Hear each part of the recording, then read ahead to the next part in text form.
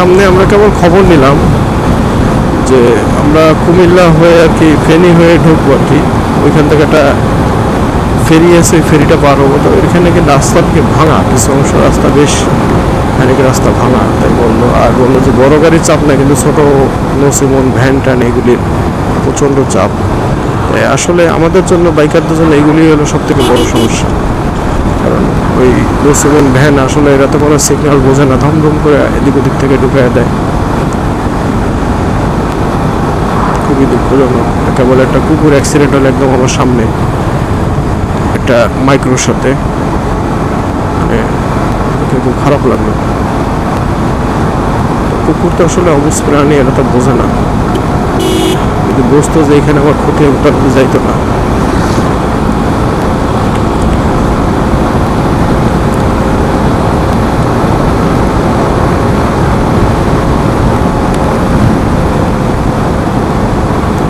আর এই রাস্তায় প্রচুর অ্যাক্সিডেন্ট কুকুরের সাথে দেখা যায়। বিশেষ প্রায় সময় দেখা যায় কুকুর মরে পড়ে আছে। কুকুর, শিয়াল আছে কিনা আমি জানি না, তবে কুকুর প্রায় সময় দেখা যায়।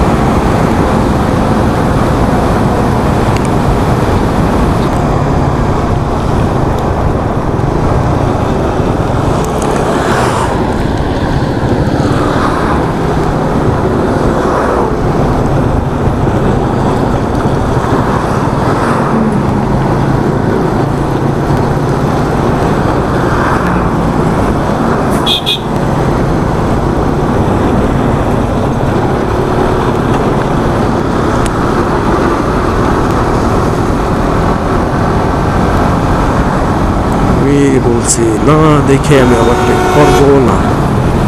আমি নিজ চোখে দেখবো রাস্তা ক্লিয়ার আছে কিনা, তারপরে দেখেন প্রাইভেট কারওয়ালা ভাই ওভারটেক করলো। সে অবশ্য আমাকে ফ্ল্যাশ মাইরে ওভারটেক করছে, ভালো, এটা খারাপ না। এগুলো হলো টুকটাক হোটেল, এরা হলো সব নাইট জার্নি করে আসছে। এখন এখান থেকে নাস্তা পানি খেয়ে তারপরে আবার বাইরে হবে আর কি। আমরাও নাস্তা খাবো, একটু সামনে যাই, তারপরে দেখি। দেখছেন অবস্থা? তাহলে আমি কোন জায়গা থেকে গাড়ি নিয়ে যাব বলেন? আর নিয়ম মাইনে যদি কেউ গাড়ি চালায় তাহলে আমাদের দেশের সড়ক দুর্ঘটনা খুবই কমবে।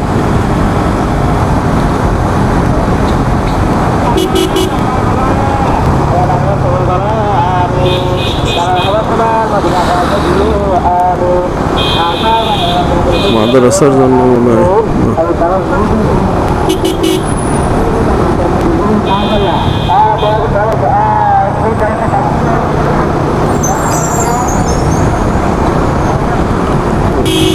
কাকা বিড়ি একটা মুখে, কাকা লুঙ্গি করে নেমে গেছে।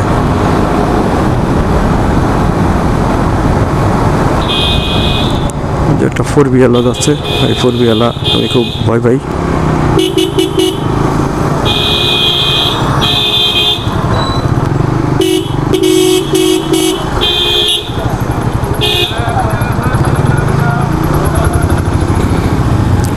ও এখানে অ্যাক্সিডেন্ট হয়েছে যে, মনে হয় সকালে অ্যাক্সিডেন্টটা হয়েছে। দেখেন অবস্থা, কোথায় গিয়ে পড়ছে ট্রাক, মালবহন ট্রাক। এরে আল্লাহ, আরে আল্লাহ, খুব দুর্ঘটনা, মানে বিশাল আকার হয়েছে। আল্লাহ, কোন জায়গায় লোকজন মারা গেছে কিনা আল্লাহ বলো। বালির ট্রাক ছিল, হয়তো বা উল্টে গেছে। দুইটা ট্রাক একসাথে, একটা এদিক থেকে বোধহয় যাচ্ছিল, আর একটা হলো ওদিক থেকে বোধহয় আসতেছিল। আমাদের এই যে প্রতিটা টার্নিংয়ে একটা ডিভাইডার দেওয়া উচিত, প্রতিটা টার্নিংয়ে। কারণ টার্নিংয়ে ডিভাইডার থাকলে অ্যাক্সিডেন্টের সংখ্যা অনেক কমবে ভাই। আমরা টার্নিংয়ে ডিভাইডার দেবো না, অথচ টার্নিংয়ের মধ্যে আমরা সব কিছুই করতে চাচ্ছি। এটা 4B ভাই কোনো বাঁশি না দিয়ে বেরিয়ে গেল। বাঁশি দেন ভাই।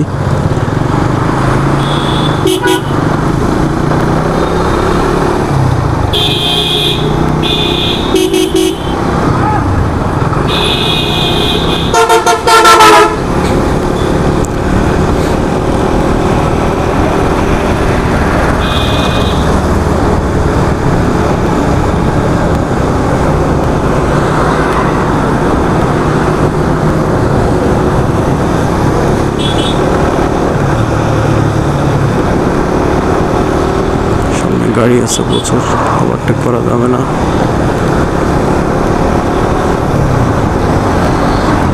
এইবার যাবে। ও মাই গড, ও মাই গড, দরকার নাই বাবা। তোমার সময় 2 ঘন্টা লাগুক তাও ভালো, 2 মিনিট লাগুক, আমি 2 মিনিট পরে ওভারটেক করি, কিন্তু দেখবো তারপরে। হ্যাঁ, ক্লিয়ার আছে, এইবার যাওয়া যায়। না দেখে ওভারটেক করা ঠিক না, কারণ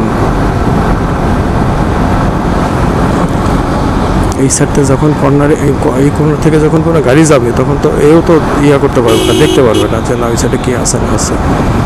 আমাদের সকালবেলায় আমাদের মোটামুটি গাড়ি আমরা ভালোই ঠাকছি, প্রায় আর 62 কিলো 60 কিলোমিটার আছে চট্টগ্রাম।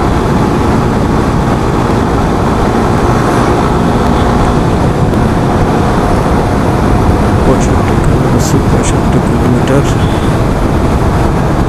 62 না 65 দেখলাম। যাই হোক, আমাদের মোটরসাইকেলটা কোথাও দাঁড়ায়নি এরা। আমাদের আরেকটা যে গাড়ি আছে এটা কোথাও দাঁড়ায় নাই। দেখেন এই একটা কুকুরের ইয়া, এটা মনে হয় বাচ্চা কুকুর।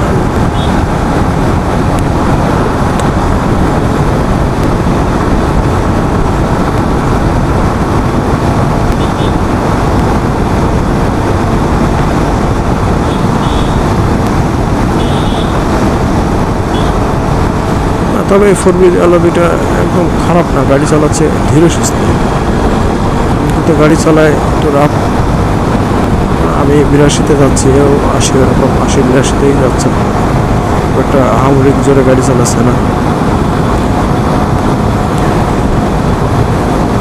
এরা এক এক জায়গায় এক এক রকমের লেখা দেখে, তখন দেখলাম 62, এখন 72। আচ্ছা, এইখানে কি দিয়েছে চট্টগ্রাম? হ্যাঁ ঠিক আছে, 66 কিলো চট্টগ্রাম, তাহলে ওইখানে আবার দেখছে 72। এগুলি কি আগের মাইল মিটার কিনা?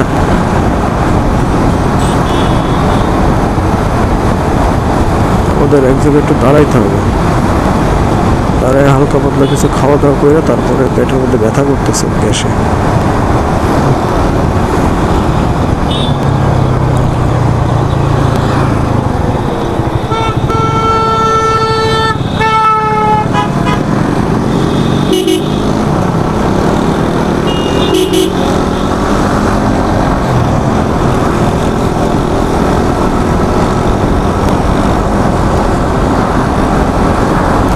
আমরা টোটাল গাড়ি চালাইছি 1365 কিলো, 0.2,